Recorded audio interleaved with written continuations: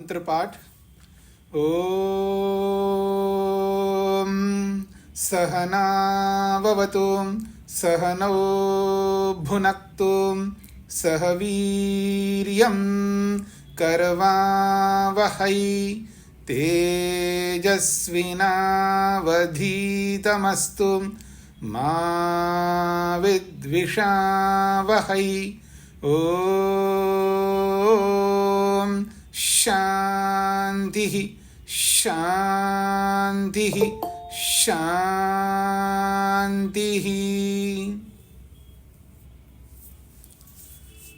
योग दर्शन की 154वीं कक्षा है। साधन पाद के अंतर्गत 28वें सूत्र को लेकर के हम विचार कर रहे हैं। योगांगानुष्ठानात् अशुद्धि क्षये ज्ञान दीप्तिराविवेक ख्याते है।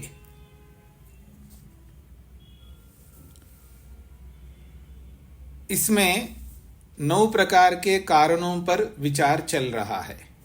उत्पत्ति कारण, स्थिति कारण, अभिव्यक्ति कारण, विकार कारण, प्रत्यय कारण, आप्ति कारण, वियोग कारण, अन्यत्व कारण और धृति कारण। ये 9 कारण हैं।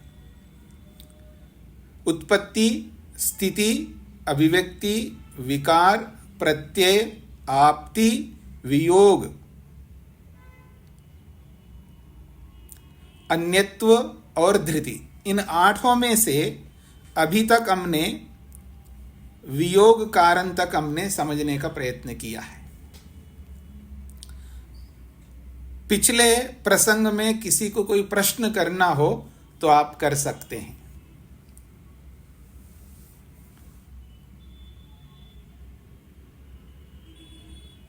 आप में से किसी को कोई प्रश्न हो पिछले पाठों में तो आप पूछ सकते हैं।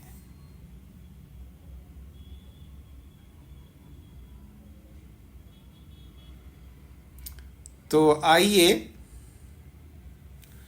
हम इन 9 कारणों में से 7वां कारण अन्यत्व कारण को समझने का प्रयत्न करते हैं। अन्यत्व कारणम यथा सुवर्णस्य सुवर्णकारः।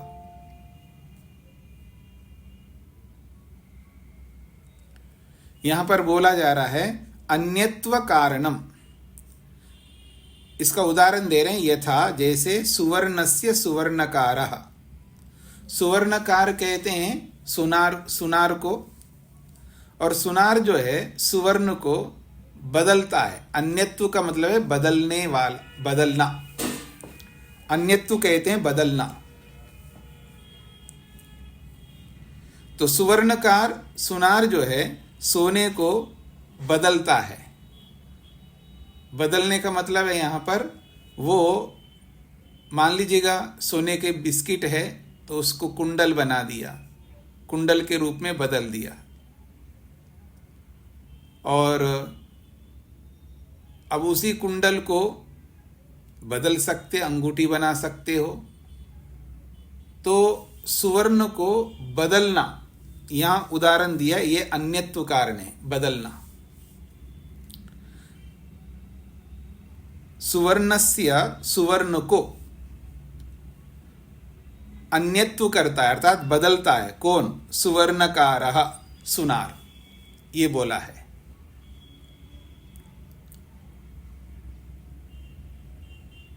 अब ये जो बदलना है वो केवल इसी रूप में नहीं होता है, और भी बदल सकता है। क्या बदल सकता है? इसमें एक बहुत अच्छा उदाहरण दिया है। एवं इसी प्रकार से एकस्य स्त्री प्रत्ययस्य अविद्या मूढ़त्वे।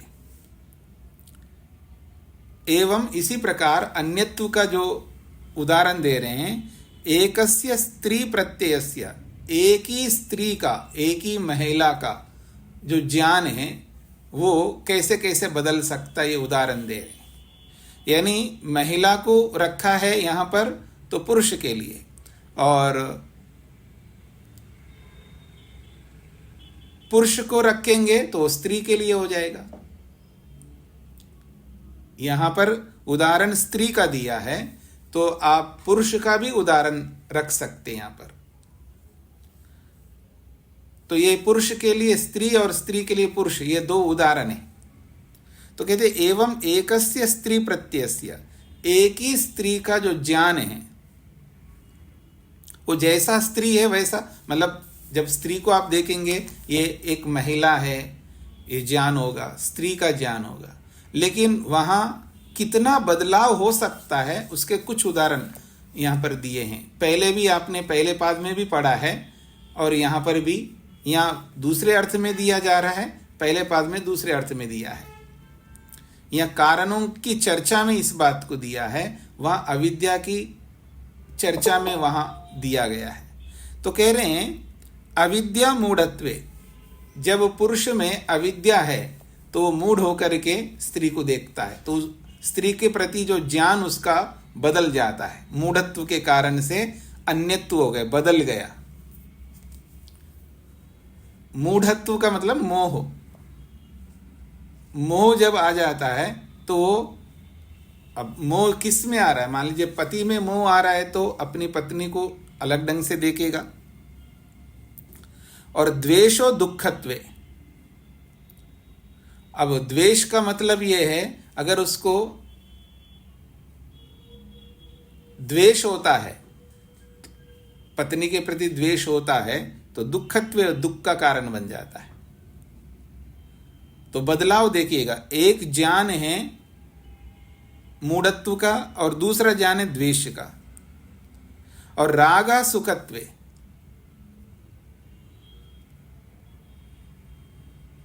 राग जो है वो सुख में, यानी अगर स्त्री सुख दे रही है तो राग उत्पन्न हो जाएगा, तो बदलाव हो गया। और वो दुख दे रही है तो द्वेष उत्पन्न हो जाएगा। तो ये जो बदलाव है, ये जो परिवर्तन है, इसको अन्यत्व के रूप में बोला है।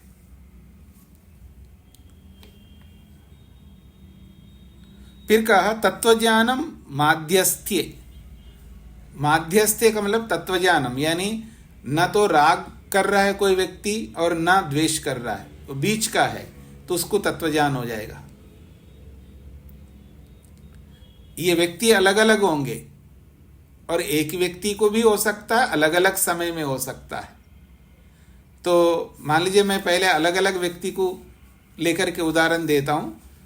मान लीजिए सामने कोई स्त्री है, तो उस स्त्री को पति देख रहा है तो मोह उत्पन्न कर सकता है उसमें।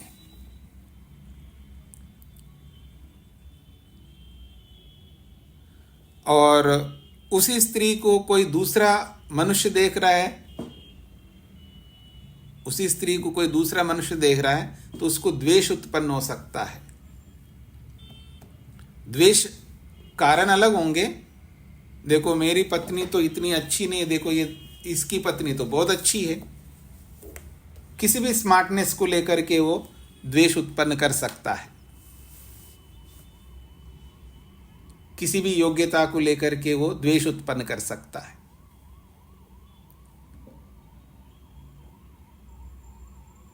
और कोई व्यक्ति राग भी उत्पन्न कर सकता है किसी स्त्री को देख करके।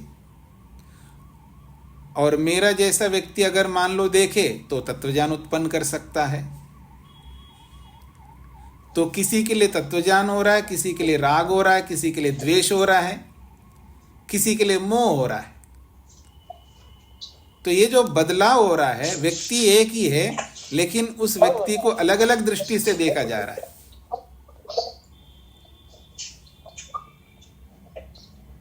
ये है अन्यत्व का कारण। हाँ जी, कमलेश जी आपको बताना पड़ेगा कि माइक बंद करना है।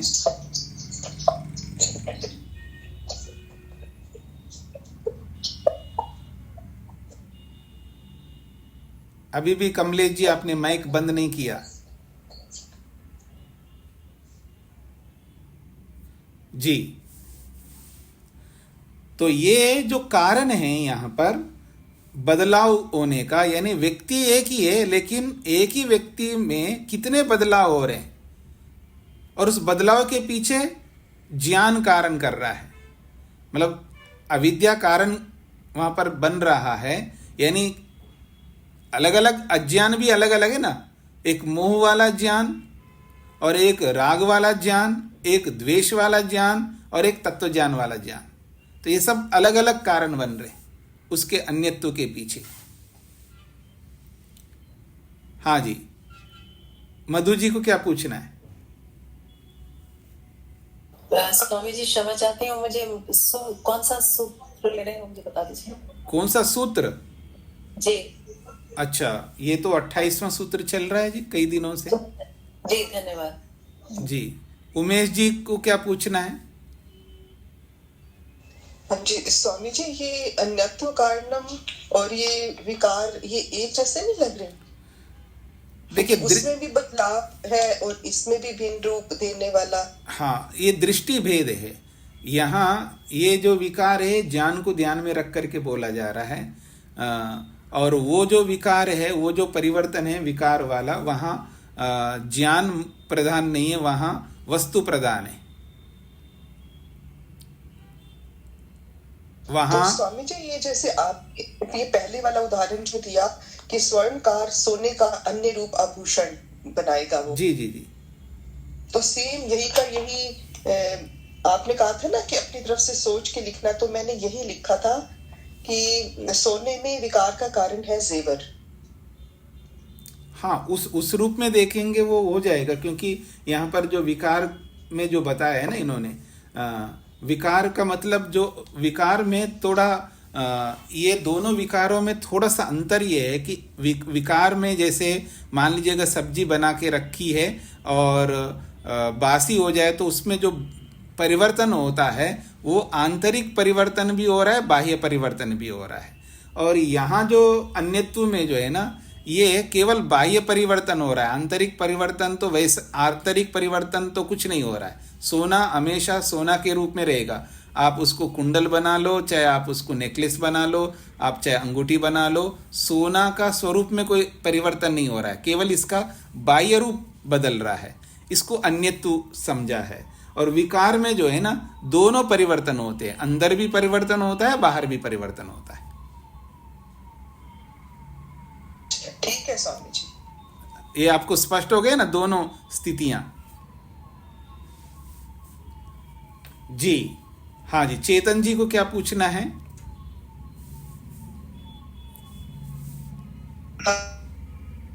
हाँ जी स्वामी जी, ओके ठीक है, स्पष्ट।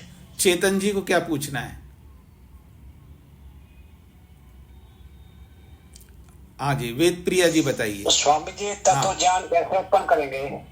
कैसे उत्पन्न करेंगे का मतलब वो तो हमारी दृष्टि के ऊपर निर्भर करता है ना,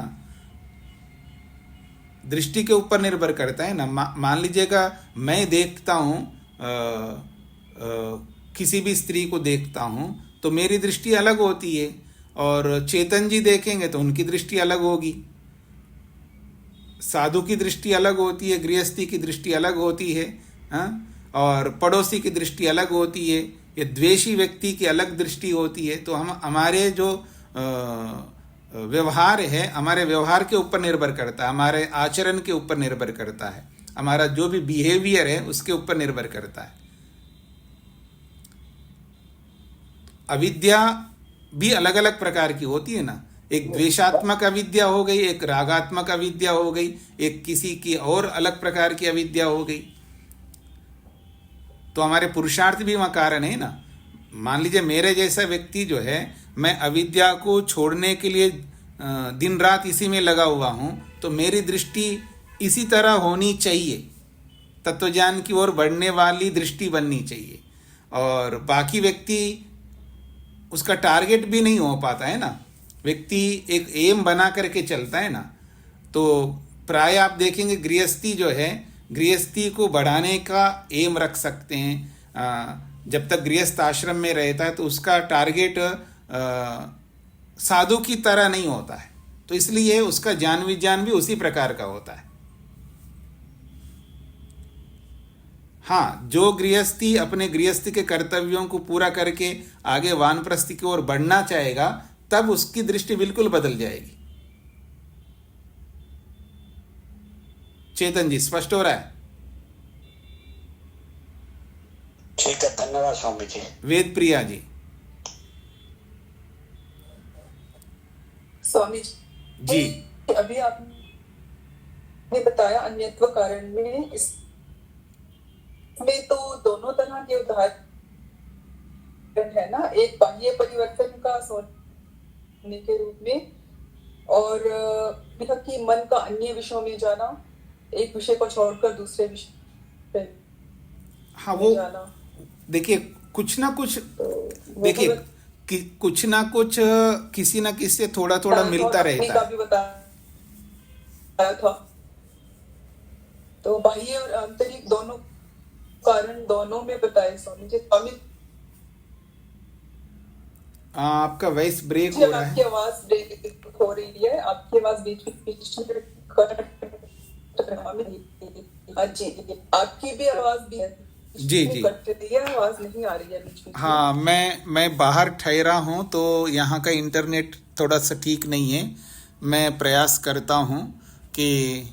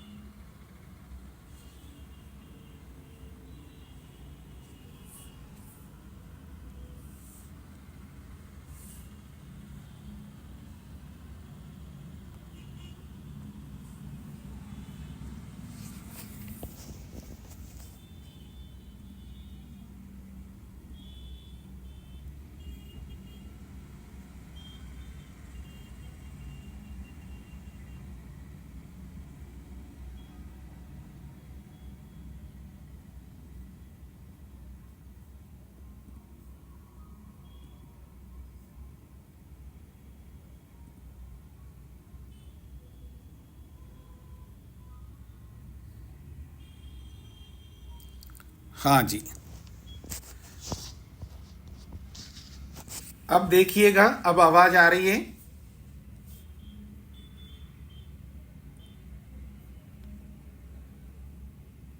ओम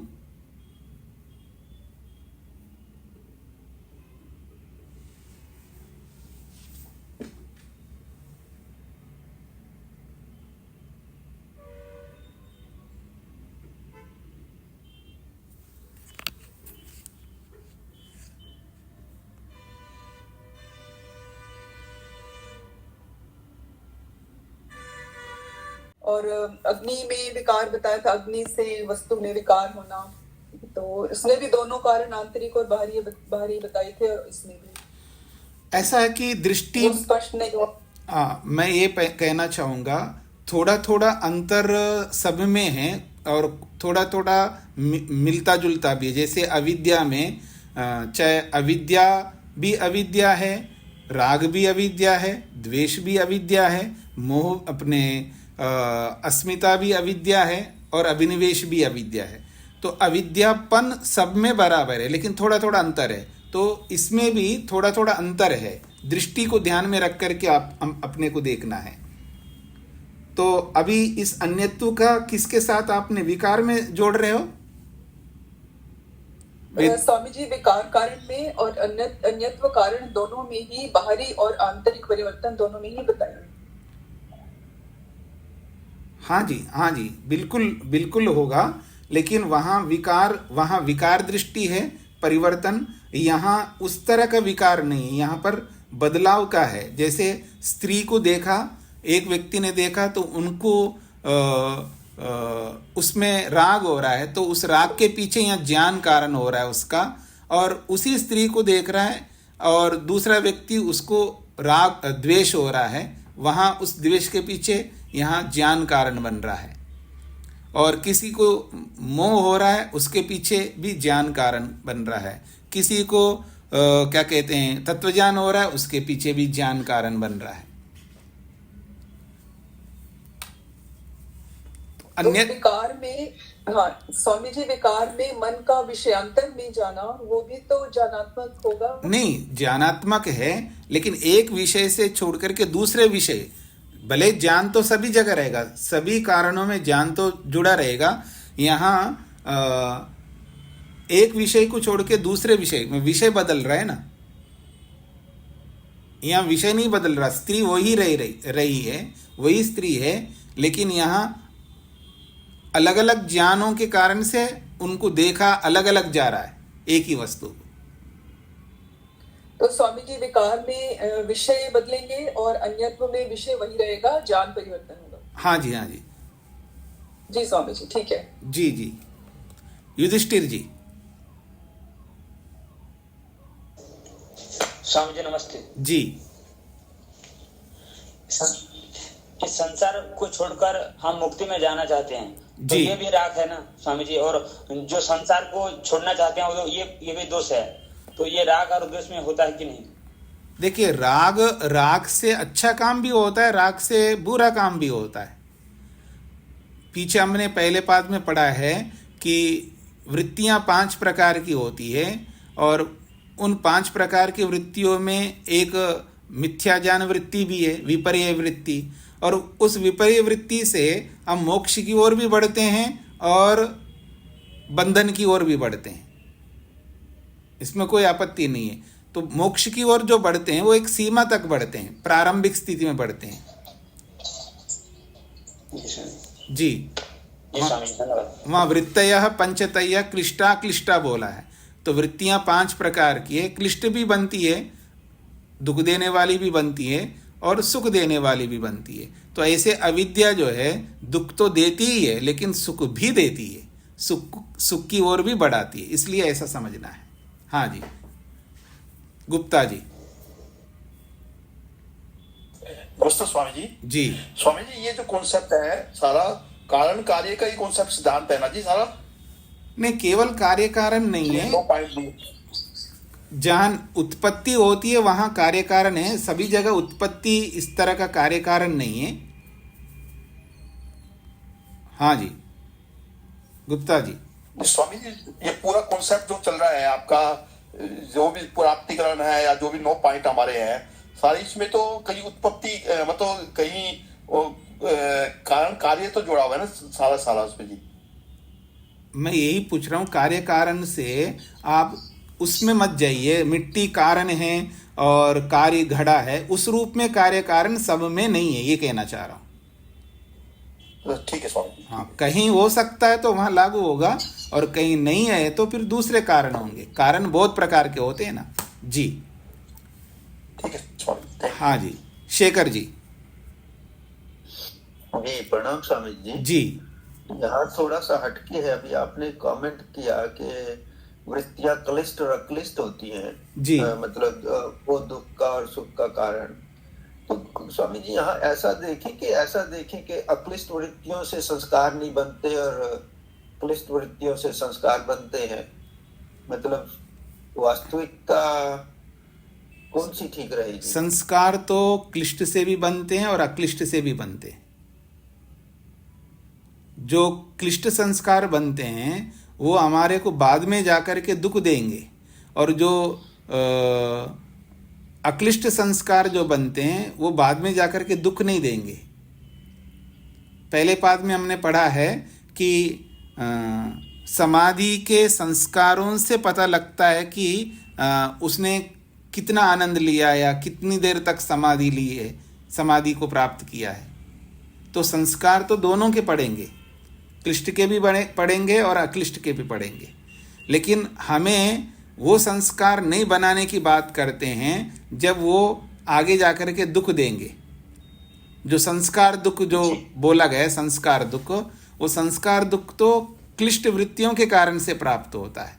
अगर मैंने स्वाध्याय करने का संस्कार बनाया है तो मैं दोबारा स्वाध्याय करने के लिए प्रेरित होऊंगा, लेकिन वो दोबारा स्वाध्याय करूंगा तो दुख नहीं मिलेगा ना, वो सुख की ओर बढ़ाने वाला है। जी जी जी जी। तो निष्काम भाव के संस्कार पढ़ते हैं स्वामी जी? निष्काम भाव के संस्कार पढ़ते हैं, पर वो संस्कार जो है हमें कोई दुख नहीं देंगे। संस्कार तो सभी के पढ़ेंगे। जी जी जी जी स्वामी जी, धन्यवाद। जी। अलका जी।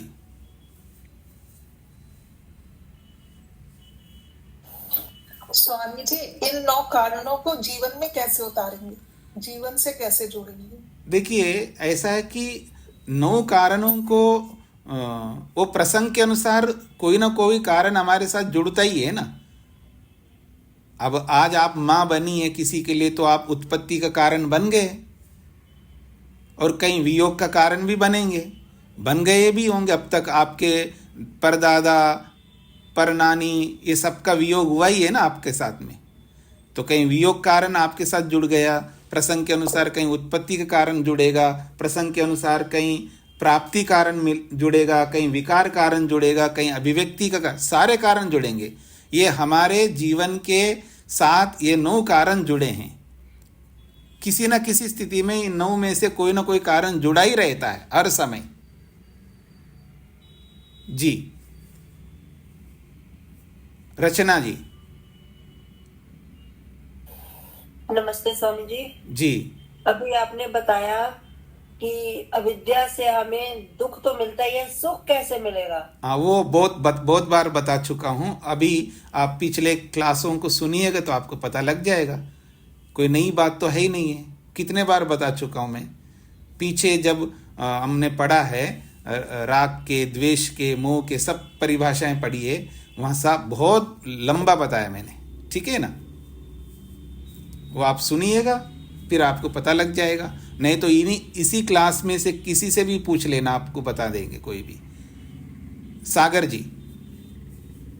नमस्ते स्वामी जी। जी स्वामी जी, अनित्व कारण को ऐसे समझ सकते हैं, इसमें जो प्रथम कुंभकार और स्वर्णकार का उदाहरण है उसमें द्रव्य का अनित्व है, और जो रूपवती युक्ति के विषय में उसमें ज्ञान का अनित्व है। हाँ जी, हाँ जी, ऐसा भी कह सकते हैं, बिल्कुल कह सकते हैं। धन्यवाद स्वामी जी। जी हाँ जी, तो हम आगे बढ़ते हैं जी। तो यहाँ पर अभी तक हमने 8 कारणों को समझा। अंतिम कारण है धृति कारण, और धृति कारण जो है ये धारण करने का कारण है। धृति धारण को कहते हैं, जो बेस देने वाला होता है। तो धृति कारणम शरीरम इंद्रियाणाम, भाष्यकार ने स्पष्ट किया है।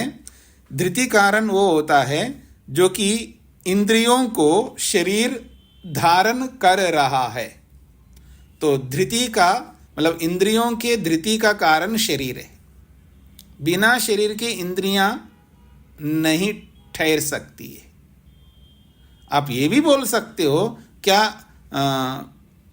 बिना इंद्रियों के शरीर रह सकता है? वो भी नहीं रह सकता। ये एक दूसरे के दोनों कारण बनेंगे। इसलिए यहां पर बोला है तानी च तस्य, तानी च तस्य, अर्थात तानी इंद्रियानी, वो इंद्रियां धृति के कारण बन रही हैं शरीर की, यानी शरीर को इंद्रियां धारण कर रही हैं। शरीर इंद्रियों को धारण करता है और इंद्रियां शरीर को धारण कर रही है। इसलिए भाष्यकार ने स्पष्ट किया, तानी, तानी का मतलब है तानी इंद्रियानी, वो इंद्रियां तस्या, उस शरीर को धारण करती हैं। पहले पता है शरीर इंद्रियों को धारण करता है, तो धृति शरीर, इंद्रियों का धृति का कारण शरीर है। अब अगला वचन है तानी च तस्य, तानी से ले रहे हैं इंद्रियां और तस्य से लेकर शरीर को ले रहे हैं तस्य से। तो तानी इंद्रियानी धृति कारणानि तस्य शरीरस्य, ऐसा होगा। वे इंद्रियां धारण करने का कारण बनती हैं। किसको धारण करने का? शरीर को धारण करने का। इतना ही रुका नहीं है, इसके आगे और बोला जा रहा है, महाभूतानि शरीराणाम, शरीराणाम, जितने भी शरीरधारी है, मनुष्य, पशु, पक्षी आदि जितनी भी योनियां हैं, तो शरीराणाम का मतलब है अलग अलग शरीर। अलग अलग शरीरों को कौन धारण कर रहे हैं? तो कहा महाभूतानि, पंचमहाभूत। पंचमहाभूत जो है शरीरों को धारण कर रहे हैं। फिर देखिएगा, फिर इसके आगे कह रहे हैं तानी च परस्परम सर्वेशाम, तानी च परस्परम सर्वेशाम। तानी का मतलब महाभूतानि, और वो महाभूत भी एक दूसरे को भी धारण करते हैं। पृथ्वी ने जल को धारण किया, पृथ्वी ने अग्नि को धारण किया पृथ्वी ने, वायु को धारण किया पृथ्वी ने, आकाश को धारण किया, ऐसा। और पांचों महाभूत भी एक दूसरे को धारण कर सकते हैं, करते हैं। इसलिए कह रहे हैं तानी च परस्परम, तानी महाभूतानि परस्परम सर्वेषां धृति कारणानि भवन्ति। तो तानी, ये पंचमहाभूत जो है परस्पर एक दूसरे के कारण बनते हैं, ऐसे सर्वेषाम, सभी वस्तुओं के वो कारण बनते हैं। अब उदाहरण दिया आगे इसी बात को बढ़ाते हुए, तैर्यक मानुष दैवतानि च परस्परार्थत्वात् इत्येवं नव कारणानि। तो कह रहे हैं तैर्यक मतलब है तिर्यक प्राणी, जो टेढ़े मेढ़े चलने वाले, ज्ञान की दृष्टि से देखो भी बिच्छू है, सांप है, टेढ़े मेढ़े चलने वाले, बहुत सारे कीड़े मकोड़े, ये सब टेढ़े मेढ़े चलने वाले होते हैं, तिर्यक प्राणी कहते हैं। और ये तिर्यक प्राणी में सारे मनुष्यतर योनियों को ले लिया, और मानुष शब्द से मनुष्यों को लिया, हम सब मनुष्यों को लिया है। और दैवत शब्द से जो है मनुष्यों में जो श्रेष्ठ होते हैं, जिनका काम मात्र देना होता है, लेना नहीं होता है, जो देने का ही काम करते हैं, वो देवलोक कहते हैं उनको। तो ये मानुष, मनुष्य, दैवत, या यहाँ पर शब्द जो आया है दैवतानि, दैवत यानी देवलोक, और तिर्यक, तो मनुष्येतर योनिया तिर्यक में ले लिया है। मानुष शब्द से हम सब मनुष्यों को लिया है, और दैवत शब्द से हम मनुष्यों से जो ऊपर उठे हुए हैं, महापुरुष हैं, श्रेष्ठ लोग हैं, त्यागी लोग हैं, तपस्वी लोग हैं, जो बहुत ज़्यादा मेहनत किए हुए लोग हैं, जो सबके लिए काम करते हैं, वो देवत में आ जाते हैं। और ये तीनों परस्पर एक दूसरे को धारण करते हैं। ये बहुत बड़ी बात कही जा रही, इसको समझने का प्रयत्न करिएगा। तिर्यक प्राणी का मतलब है कीड़े मकोड़े, बिच्छू, सांप, ऊंट, बकरी, भेड़, तितलियाँ, कोई भी ऐसी प्राणी आप लाओ, वो सब हम सबको धारण कर रहे हैं। उनके बिना हम जी नहीं सकते, उन सब की आवश्यकता है, इसलिए वो धारण कर रहे हैं। मच्छर भी हमें धारण कर रहे हैं। गंदगी को साफ ना करें मच्छर तो बहुत मुश्किल हो जाएगा हमारे लिए। मच्छर, मक्खी, बहुत कुछ हैं प्राणी जो हम सबको धारण कर रहे हैं। प्राणी विज्ञान से आपको और ज़्यादा स्पष्ट पता लगेगा कि कितने कितने प्राणी हैं ये सब। इसलिए मैं एक बात कहा करता हूँ अक्सर, कोई भी दुनिया में कोई ऐसी वस्तु नहीं है जो मनुष्य के प्रयोजन के लिए ना हो। हर प्राणी हमारे प्रयोजन के लिए परमात्मा ने बनाया। शेर भी बनाया तो हमारे लिए बनाया, शेर भी हमको धारण करता है, बिच्छू धारण करता है। कोई ऐसा प्राणी नहीं है जो हम सबको धारण नहीं करता हो, क्योंकि एक यूनिवर्सल है। ये इतना यूनिवर्सल है, जैसे आप स्पेस साइंस के अकॉर्डिंगली देखेंगे तो स्पेस साइंस के अकॉर्डिंगली देखेंगे तो धरती को सूर्य ने धारण किया है, सूर्य को हमारा सौरमंडल ने धारण किया, सौरमंडल को आकाशगंगा ने, उस आकाशगंगा को दूसरी ने, दूसरी को तीसरी ने, तीसरी को चौथी ने, ऐसे एक दूसरे को सब धारण किए हुए हैं। हमें नहीं पता लगता, ये एक अलग बात है, लेकिन विज्ञान यही कहता है।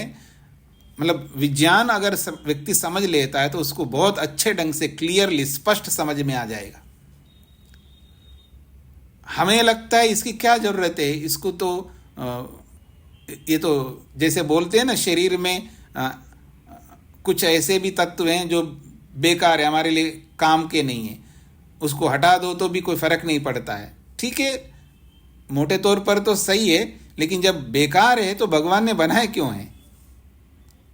हमें नहीं पता है या आज के साइंस को नहीं पता है, इसका ये मतलब नहीं है कि वो हमारे लिए अनावश्यक है। ऐसा कोई भी दुनिया की वस्तु अनावश्यक नहीं होती है, किसी न किसी प्रयोजन के लिए बने हुए, और वो सब प्रयोजन अंततोगत्वा मनुष्य के प्रयोजन को सिद्ध करने के लिए होते हैं।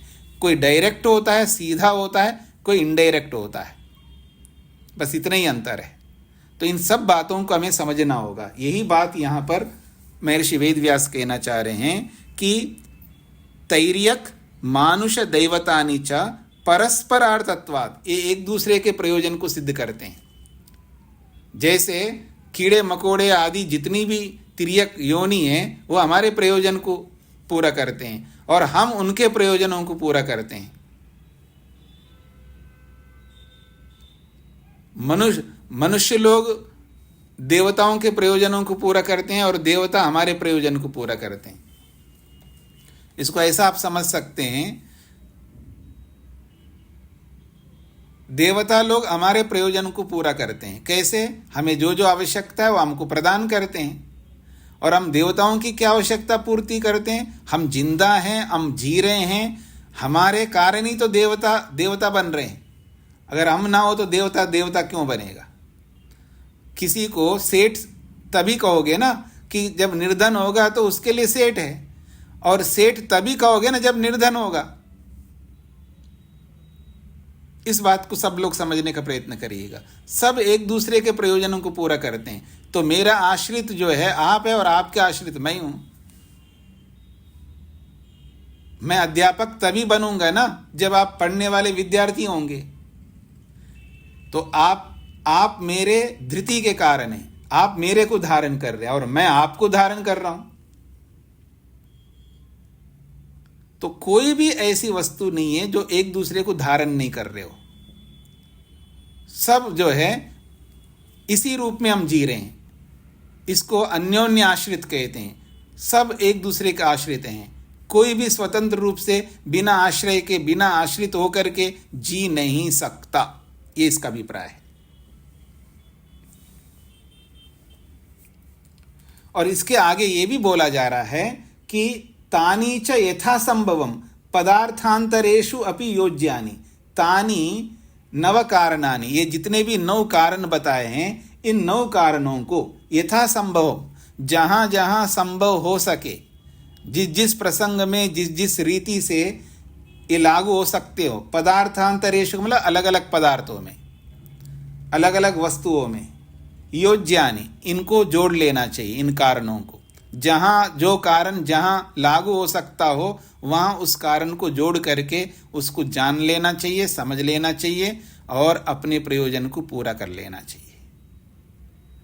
जो जो कारण जहाँ जहाँ लागू होता हो, तो कोई कारण आया है दुख देने के लिए तो दुख से हम भागते जाएंगे, दूर होते जाएंगे। और कोई जो कारण हमें सुख देने के लिए आए तो उसको अपनाते जाएंगे।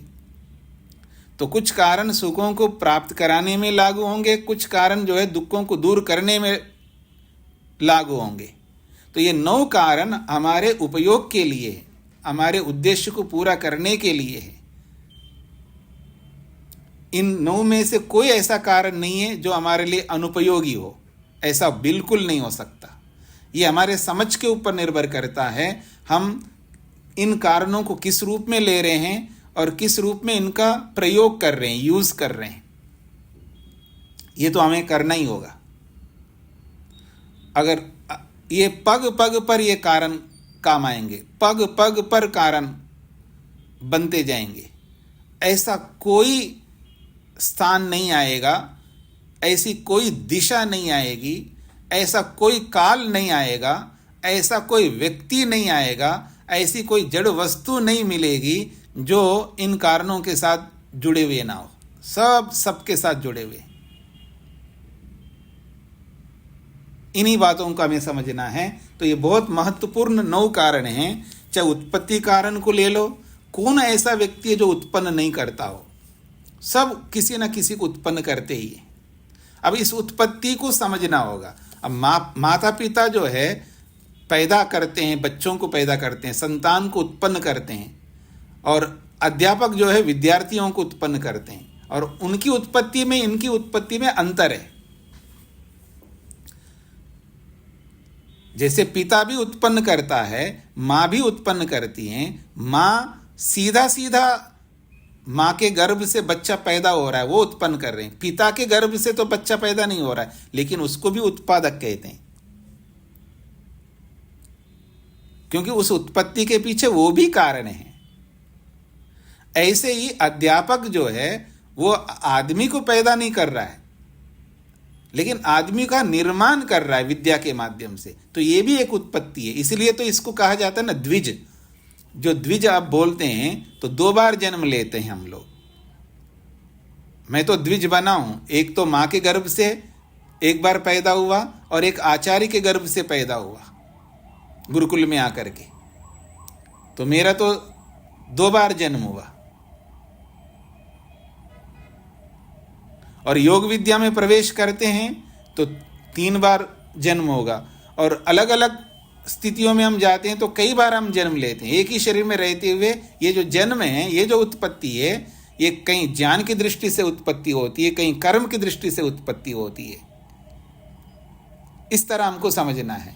तो दुनिया में कोई ऐसी वस्तु नहीं है जो वस्तु हमारे उपयोग की ना हो। ये हमें समझ में नहीं आता है, वो एक अलग बात है। तो परमात्मा ने जो भी बनाया, परमात्मा की जो भी कृति है, ये सब मनुष्यों को ध्यान में रख करके बनाया है। इस तरह हमें समझना है। फिर कहा है आगे, योगांगानुष्ठानम तु द्विविधा एव कारणत्वम लभते इति। योगांगानुष्ठानम, ये जो योग के अंगों का अनुष्ठान है, ये अनुष्ठान योग के अंग 2 कारणों को प्राप्त होते हैं। इन 9 में से 2 कारण इसमें लागू होते हैं। एक तो योग के अंगों का अनुष्ठान करने से विवेक ख्याति की प्राप्ति होती है, तो योग के अंग प्राप्ति के कारण बन रहे हैं। और दूसरा कारण योग के अंग बन रहे हैं वियोग का कारण। वियोग का कारण का मतलब यही वियोग जो अभी हम अविद्या से वियुक्त हो जाना, शरीर से अलग हो जाना, मुक्ति में जाते हैं तो शरीर से अलग होते हैं। ये योग के अंगों का अनुष्ठान जो है दुख का वियोग करता है, शरीर का वियोग करता है, मन आदि इंद्रियों का वियोग कराता है, बंधन का वियोग कराता है। तो योग के अंगों का अनुष्ठान 2 कारणत्व को प्राप्त हो रहा है, यानी 2 कारणों में लागू हो रहा है योग के अंगों का अनुष्ठान। एक प्राप्ति का, विवेक ख्याति का, और एक दुख का वियोग, ऐसा समझना है। तो इसी प्रकार से ये बाकी जो कारण हैं, वो कारण हमारे दैनंदिन जीवन में प्रातःकाल उठने से लेकर के रात्रि में सोने तक अलग अलग विषयों में ये कारण बनते जाएंगे। वो हमें समझना होगा कौन सा कारण कहाँ लागू हो रहा है। तो इस तरह ये 9 कारण समाप्त हो गए। अब आप लोग पूछ सकते हैं, इन 9 कारणों में कोई भी कारण आपको समझ में नहीं आ रहा है, अथवा आप ये भी पूछ सकते हैं कि क्या ये उदाहरण इस कारण में आ सकता है। आपको डाउट हो कहीं तो आप पूछ सकते हैं। अब आप पूछिएगा। नरेंद्र जी। स्वामी जी ओम। जी स्वामी जी, एक बार ये स्पष्ट कीजिए, महाभूतानि शरीराणाम तानि च परस्पर सर्वेषाम। जी, तो कहते हैं महाभूतानि शरीराणाम, तो पंच महाभूत जो है शरीरों को धारण करते हैं। जो हमारे शरीर है, हमारे शरीरों को कौन धारण कर रहा है? पंच महाभूत धारण कर रहे हैं। जी, जैसा आपने कहा स्वामी जी कि ये पंच महाभूत भी एक दूसरे को धारण करते हैं। हाँ, तो जैसे पृथ्वी है, पृथ्वी जल को भी धारण कर रही है ना, पृथ्वी अग्नि को भी धारण कर रही है, पृथ्वी वायु को भी धारण कर रही है, ऐसा। जी धन्यवाद। जी जी, हाँ जी, प्रमोद जी। नमस्ते स्वामी जी। जी स्वामी जी, थोड़ा ये पूछना था कि ये इस प्रकार के ये कारण है या नहीं है। जैसे स्वामी जी, सृष्टि की उत्पत्ति का कारण ईश्वर है, तो ये ठीक है स्वामी जी? हाँ जी, बिल्कुल ठीक है। मतलब दूसरा, सृष्टि की स्थिति का कारण भी ईश्वर है? हाँ बिल्कुल है। तीसरा, सृष्टि की अभिव्यक्ति का कारण भी ईश्वर है? अब सृष्टि बोलो अभिव्यक्ति बोलो एक ही बात है ना। अच्छा अच्छा। जी जी। दूसरा इसमें जो विकृति आती है, विकार जो उत्पन्न होते हैं जी, उसका कारण भी ईश्वर है स्वामी जी। जो प्रकृति विकार इस रूप, अगर प्रलय को विकार के रूप में देखोगे तो ईश्वर कारण है जी जी। और जैसे जो इसमें जो परिवर्तन होते हैं, मतलब जैसे परमात्मा जो महतत्व रूपी बुद्धि बनाते हैं, फिर उससे अहंकार से ये सारे ये विकृति में नहीं आए, विकार में नहीं आएंगे स्वामी जी। हाँ, विकार में भी आएंगे ना, वही तो दृष्टि आप दृष्टि से अलग अलग दृष्टि से देखेंगे तो ये विकार का मतलब है कि एक चीज से दूसरी चीज बन रहे हैं, वो उसको विकार में ना लेकर के उत्पत्ति में ले सकते हैं। और विकार का मतलब चीज वही रहेगी लेकिन उसमें चेंज हो गया, बदलाव हो गया। जी जी। अगला है स्वामी जी कि जैसे सृष्टि के ज्ञान से सृष्टिकर्ता ईश्वर का भी ज्ञान होता है। सृष्टि के ज्ञान से सृष्टिकर्ता का मतलब सृष्टि को देख करके सृष्टि के ज्ञान से ईश्वर का ज्ञान होता है। जी बिल्कुल होता है जी। अब अगला देखें तो स्वामी जी, ईश्वर प्राणी धाम से मोक्ष की प्राप्ति होती है या असंप्रज्ञा समाधि की प्राप्ति होती है। ठीक है, वो तो बताया है ना यहाँ पर, प्राप्ति का कारण बनेगा। योग के अंग जो है प्राप्ति के कारण बनते ही है ना, तो योग का कोई भी अंग हो, उसका कोई भी विभाग हो, वो प्राप्ति का कारण बनेगा। जी। और स्वामी जी ये अन्यत्व कारण में भी ईश्वर माने जाएंगे। अन्यत्व कारण में जैसे प्रकृति से सृष्टि या ले सकते हैं कि स्वामी? अभी इतना ही रखिए, आप इतना ही रखिएगा, दूसरों को थोड़ा अवसर देते हैं। शकुंतला जी, अब कोई नहीं पूछे तब पूछना। हाँ जी। स्वामी जी प्रणाम जी। इसका एक कारण है उत्पत्ति, स्थिति और अभिव्यक्ति। जी। अभिव्यक्ति किस प्रकार का कारण है, प्लीज इसको थोड़ा सा स्पष्ट करें। यहाँ पर दिया ना, अभिव्यक्ति के लिए बोला है यथा रूपस्य आलोकः, तो जैसे रूप को अभिव्यक्त करने का, रूप को प्रकट करने का जो कारण बनता है, अभिव्यक्ति का कारण, वो प्रकाश है। तो बता दिया आपको, मतलब आप थोड़ा सा और स्पष्ट करें स्वामी जी। जैसे आप, मैं दिखाई दे रहा हूं, मैं आपको। हाँ जी, हाँ जी। कैसे दिखाई दे रहा हूँ, किस कारण से दिखाई दे रहा हूँ? हाँ, प्रकाश से ही। हाँ, बस यही तो आपको समझ में आ रहा है ना, यही प्रकाश मेरे रूप को अभिव्यक्त कर रहा है, प्रकट कर रहा है। आप किसी भी वस्तु को आंखों से तभी देख सकते हो जब प्रकाश होगा, प्रकाश ना हो तो नहीं देख सकते। जी। हाँ जी, युधिष्ठिर जी। स्वामी जी ये प्रत्यय कारण क्या होता है? प्रत्यय कारण थोड़ा मुझे समझ में नहीं। प्रत्यय कारण अभी प्रमोद जी ने पूछा है ना, सृष्टि के ज्ञान से ईश्वर का ज्ञान होता है। प्रत्यय कहते हैं ज्ञान को, तो एक ज्ञान दूसरे ज्ञान को कराता है। जी स्वामी, ये प्रत्यय कारण है। हाँ जी, और कोई पूछना चाहते हैं? और नहीं है तो प्रमोद जी आप पूछिए, आपका कौन सा रह गया था? ओम स्वामी जी। हाँ जी। स्वामी जी प्रणाम। बोलिए। स्वामी जी मेरा ये था जैसे कि प्रत्यय ज्ञान में बल्ब का ज्ञान प्रकाश का कारण है, ये सही? बल्ब का ज्ञान, बल्ब मतलब ट्यूब या बल्ब कुछ भी है। अच्छा, बल्ब। हाँ, बल्ब। हाँ, तो क्या कहना चाहते हैं इसमें? बल्ब का ज्ञान प्रकाश का कारण है। नहीं, आप क्या पूछना चाहते हैं इसका स्पष्ट नहीं हो रहा है। ये बल्ब का ज्ञान अलग है और प्रकाश का ज्ञान अलग है, दोनों में क्या संबंध है? मुझे ऐसा लग रहा है जैसे बल्ब को देखकर हम प्रकाश का ज्ञान हमें हो जाता है, बल्ब को देखकर प्रकाश का ज्ञान। नहीं, ये वो प्रत्यय का। हाँ, इस रूप में अगर आप देखना चाहते हैं, एक को देख करके दूसरे का ज्ञान है तो ठीक है, आप उसको प्रकाश मत बोलिए, उसको ये विद्युत का ज्ञान होता है ऐसा बोलिए। जी, ज्यादा क्लियर हो जाएगा। जी, प्रकाश तो वो भी है, लेकिन कौन सा प्रकाश? तो बल्ब को देख करके विद्युत का ज्ञान होता है, या विद्युत को देख करके किसी भी बल्ब आदि का ज्ञान हो सकता है। जी जी। और स्वामी जी एक है जैसे ये विकार कारण में, हाँ जी, आंख में जैसे दोष आ जाए जी। तो हम एक वस्तु एक के स्थान पर दो दिखाई देना, तो ये विकार कारण में आ सकता है? नहीं, विकार पहले यहाँ देखिए, जब कहीं आपको संशय होता है तो पहले उस सिद्धांत को सामने रखिए। सिद्धांत क्या कहता है, विकार का जो सिद्धांत है वो क्या कह रहा है वो आपको देखना होगा। तो यहाँ पर जो विकार का जो सिद्धांत बताया ना, विकारो मनसो विषयांतरम, तो मन किसी विषय में लगा हुआ है और उस विषय से अटकर के दूसरे विषय में चला गया। जी। तो एक विषय से अटकर के दूसरे विषय में जब चला जाता है तो वहां पर वो विकार बोला है। वहां पर इस तरह का आपको सोचना है।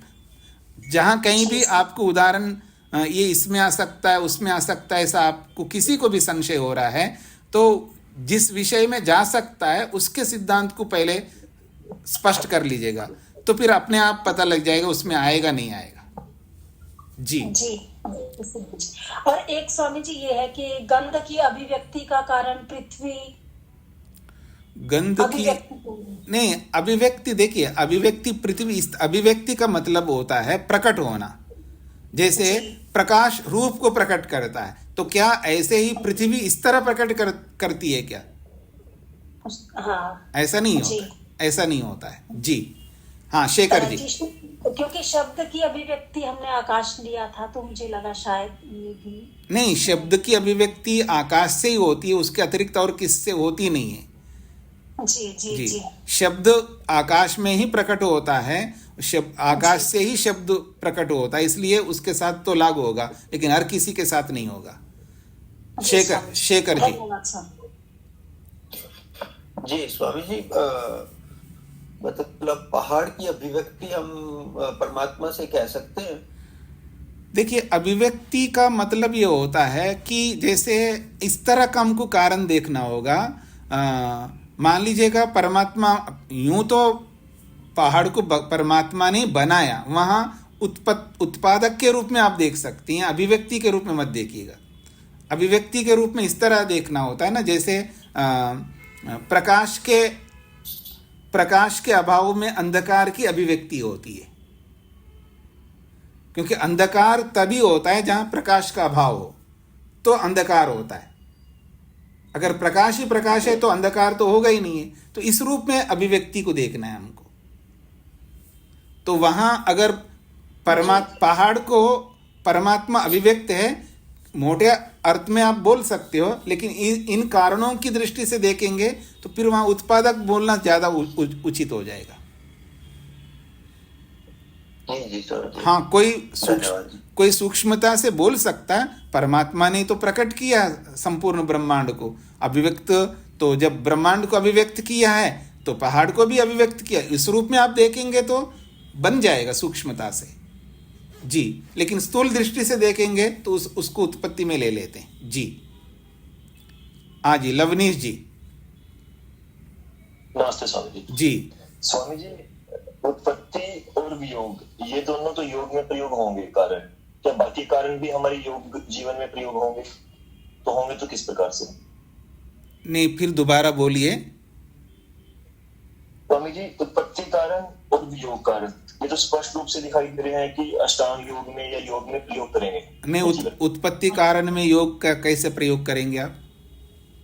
जैसे आचार्य जी, अष्टांग योग करेंगे हम तो बुद्धि विवेक जागृत होगा, विवेक की उत्पत्ति होगी।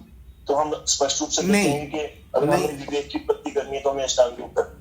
नहीं, आप इधर उधर मत जाइए। यहाँ स्वयं भाष्यकार ने कहा है योग दो का ही कारण बनता है, उत्पत्ति कारण नहीं बताया। यहाँ पर एक कारण बताया प्राप्ति का और एक वियोग का, उत्पत्ति कारण बताए नहीं ना। यहाँ ये अंत में वाक्य बने, योगांगानुष्ठानम तो द्विविधा एव कारणम लभते। योग के अंगों का अनुष्ठान दो प्रकार का ही कारण बनता है, और वो दो प्रकार के कारण प्रारंभ में बता दिया इन्होंने। एक प्राप्ति का, विवेक ख्याति, योग के अंगों का अनुष्ठान करने से विवेक ख्याति की प्राप्ति होती है, और शरीर आदि वियोग होते हैं योग के कारण से, दुख वियुक्त होते हैं। तो वियोग का कारण योग के अंगों का अनुष्ठान और प्राप्ति, विवेक ख्याति के प्राप्ति का, दो ही कारण बताया।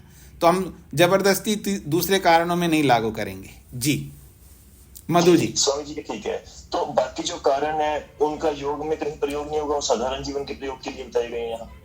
योग का मतलब है ये 8 अंगों को की दृष्टि से तो ये 2 प्रमुख कारण हैं। यूं तो पूरे हमारे जीवन जो है, हमारे जीवन के साथ ये सारे कारण लागू होते हैं।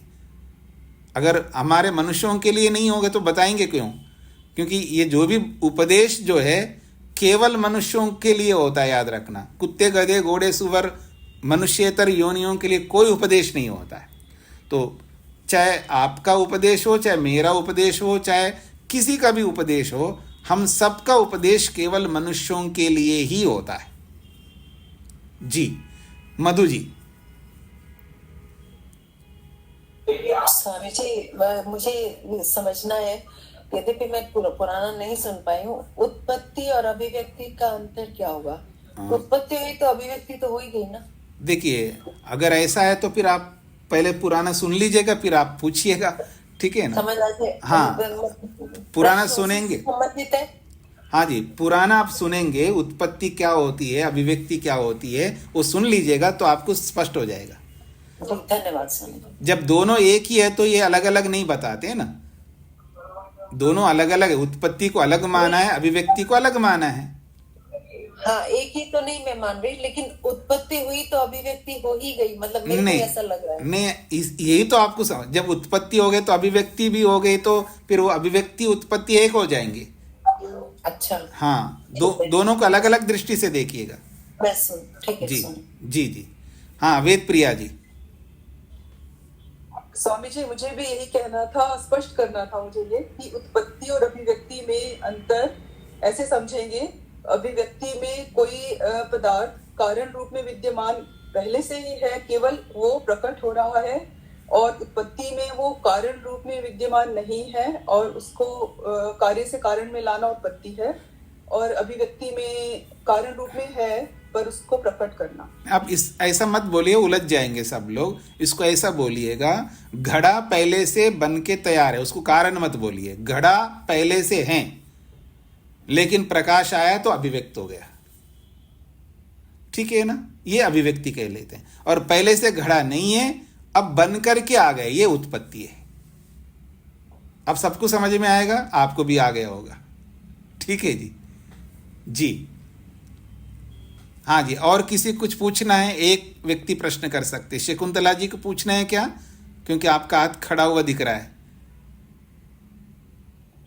हाँ जी, प्रमोद जी। स्वामी जी, ये 2 और रह गए थे। अन्यत्व कारण में भी हम ईश्वर को कारण मान सकते हैं ना? किस विषय में? कोई उदाहरण दीजिएगा, फिर बताऊंगा। हाँ, जैसे वही, जैसे प्रकृति से, जैसे स्वर्णकार सोने से आभूषण बनाता है, जी जी, वैसे ही वो प्रकृति से उन्होंने ये संसार बनाया। वो तो उत्पत्ति में आ गया। अच्छा, उत्पत्ति में आ गया, ये अनत्व में नहीं आया स्वामी जी। दूसरा, ये धृति कारण में ईश्वर सारे संसार को धारण किए हुए। हाँ, बिल्कुल आ जाएंगे, बिल्कुल आएंगे। जी जी। तो इसमें अन्यत्व कारण में भी स्वामी जी कहीं तो ईश्वर वाला कोई उदाहरण बनेगा? नहीं बन सकता है, आप विचार कर लो ना। आपने जो बताया, आपने जो बताया वो उत्पत्ति का उदाहरण अन्यत्व में ले जा रहे हैं ना, तो कोई ऐसा उदाहरण दो तो उसमें समझ लेंगे। और जरूरी नहीं है कि सारे कारण बने ही किसी के लिए, ठीक है ना? जो जो बन सकता है, जैसे अभी बोले ना, योगांगानुष्ठान 2 के ही कारण बनेंगे, ऐसा बोला है ना। तो ऐसे ईश्वर कारण तो बनता है, उत्पत्ति का कारण भी बनता है, और भी कारण बने, लेकिन हर कारण बने कोई जरूरी नहीं है। अगर बन सकता हो तो उदाहरण लाना होगा, ठीक है जी। मैं ये नहीं कह रहा हूँ नहीं बनेगा, और मैं ये भी नहीं कह रहा हूँ कि बनेगा ही बनेगा। वो उदाहरण आना चाहिए, वो उदाहरण आया, अगर उसके साथ लागू होता है और वो व्यभिचार को प्राप्त नहीं होता है तो बन सकता है जी। तो इसको यहीं पर विराम देते हैं, समय आपका पूरा हो रहा है, फिर मिलते हैं आपको।